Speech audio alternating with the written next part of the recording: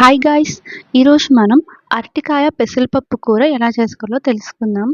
ఈ రెసిపీ ఏంటంటే చాలా క్విక్‌గా అయిపోతది. అంతేకాదు ఇది హెల్త్‌కి కూడా చాలా మంచిదనమాట.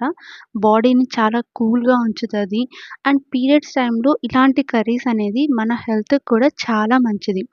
సో, ఇంకెందుకు లేటు వీడియోలోకి వెళ్దామా అయితే?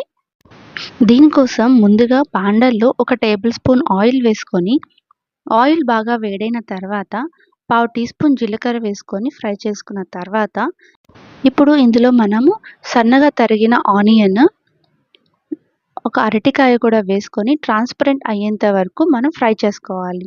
ఇలా ఫ్రై చేసుకున్న తర్వాత వేయించి కడిగిన పెసరపప్పు కూడా వేసుకొని జస్ట్ ఒక నిమిషం పాటు ఫ్రై చేసుకొని, ఈ ముక్కలన్నీ మునిగేంత వరకు నీళ్లు పోసుకోవాలి. ఇక్కడ మనము ఆనియన్, అరటికాయ మరీ చిన్నవిగా కట్ చేసుకోకూడదు. అలానే మరీ పెద్దగా కాకుండా ఒక మీడియం సైజులో కట్ చేసుకోవాలి.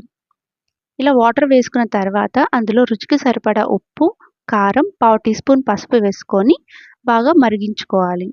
ఇలాగ బాగా ఉడికిన తర్వాత లాస్ట్‌లో కొంచెం ధనియాల పొడి కూడా వేసుకొని అన్నీ కలిసేలాగా ఒకసారి మిక్స్ చేసుకొని ఒక నిమిషం పాటు ఫ్రై చేసుకుంటే సరిపోతది. అంతే, వేడి వేడిగా కర్రీ రెడీ అయిపోయింది.